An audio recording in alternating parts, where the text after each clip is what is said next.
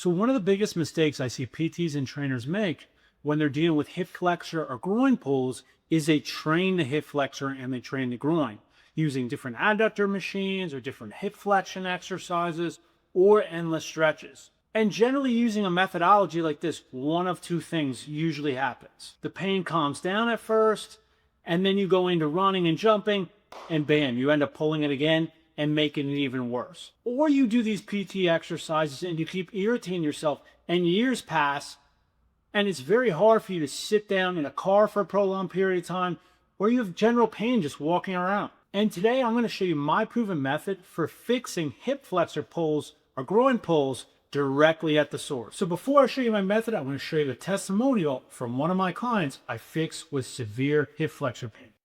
I've had a hip flexor injury probably off and on for the last year or so. And every time I would kind of get into training and it was going well, it would bother me and I'd have to stop running again. I couldn't even walk down the stairs. It was so bad. So then I found Zach, and it has made a huge difference. He told me I'd be back running in 3 months, and it actually only ended up taking 2 months. Everything's going really well and just building back up. So before we go into the extras, I just want to talk a little bit about the anatomy here so you can understand why these hip flexor pulls and groin pulls occur. And the most important thing to understand is you always get hurt at the strength, not the weakness. So the pain that you're feeling in the hip flexor, groin, TFL area, that is the strength. And the tissue in these areas have been overworking and compensating because the real weakness in the chain wasn't supporting it. So in order to take the pressure off of your hip flexor or your groin when they're hurting, is we have to train the opposing muscle group, the glute medius and minimus. And once those are supported and strong, that's when the hip flexor, the strength, can start relaxing and stop being so irritated, and you can go back in and start doing abduction and hip flexor work and restore the tissue. But if the glute medius and minimus are not targeted properly, you're going to end up hurting your hip flexor and groin again. And like we talked about in other videos, clamshells, glute bridges, that's not the same, and you're not going to get the results with that. So now we're going to go in and we're going to show you two specific glute medius and minimus exercises we use in order to target the chain and take the pressure off the hip flexor and groin. So if I squeeze my butt cheeks together, right in that side dimple right there, that's where you want to feel this with a half moon shape. You don't want to feel it high up on your glute towards your low back. You also don't want to feel right here into the TFL, okay, kind of the front side of the hip right here. So what we're going to do is I want you to line your chest, okay, and torso up with the edge of the bench here into a nice straight line. You're going to take your legs, put them in front of you here so your heel is right on the front edge of your hip here. And also I want you to keep in mind this bottom leg here, it's a balancing, it helps you balance when it's out far enough in front of your hips. If it's here, it's going to make you fall flat. And then what we're going to do is we're going to take our top leg, we're going to touch our ankle right to the side of our knee here and put the pad right there like so. And then touch your knee onto the floor. So either buy our pad or fold up a nice thick towel. If I drew a nice straight line here, this is about 4 inches, 5 inches forward this way. See how my knee slides forward a couple inches? That's how you can get this to turn down effect. We're going to put the weight here like this. We're going to put our hand right on top of the bench. And then without letting our hip move backward, I want you to lift your knee off the floor just cup like an inch or two and just hold. Have a little C shape in your back. You're not like this. It's like that. I want to feel that feeling right there, not this. That's the mistake everybody makes. Feeling the right part of their glute. So if you're experiencing a lot of low back pain or you feel a lot of TFL and it's really hard for you to get into the right position, we're going to show you a little bit different adjustment here on the glute fly in order for you to take pressure off those areas and feel it in the glute. And I want you to let your hip roll back a little bit so you still have a slight angle forward. It's not going to be parallel, but probably like an inch or two forward this way. And I want you to lift your knee 3 or 4 inches off the floor, and I just want you to hold it and try to feel that part of your glute. Build it up to 5 pounds. Once you can do that, no problem. Then what I want you to do is, rather than trying to lift the knee up higher, I want you to start trying to turn the hip downward. And now just start in that first position of glute fly, that level 1 position.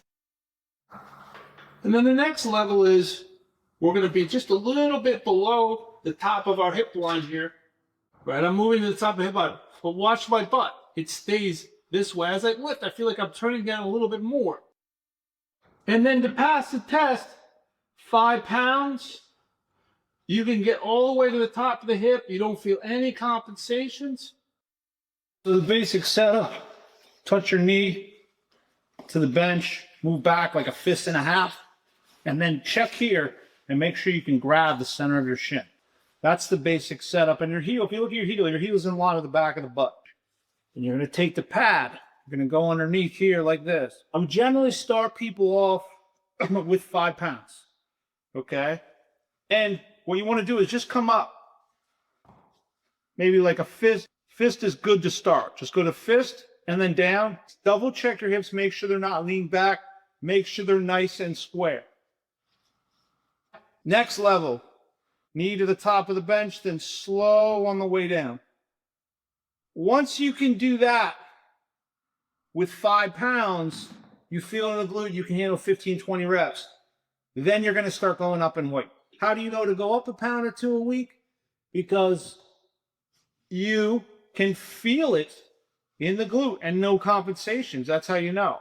And then once you can get to 15 pounds with this exercise, you've pretty much mastered this first position. So besides these 2 exercises, there's also other exercises that we add on based on if it's a groin training their dominant leg or their non-dominant leg. So let me explain a little bit about that, and then we're going to show you some of the exercises we use in those cases. Generally, if you're a right-handed athlete, you're going to lead with your left leg forward. Whenever you're swinging, you're doing baseball, you're doing golf, tennis, or even when you go to pick something up. Okay, and what happens is that you're pushing off here, and your whole abdominal chain here, your groin, your adductor chain get highly overdeveloped. So your brevis, your longus, your gracilis, all this gets highly overdeveloped.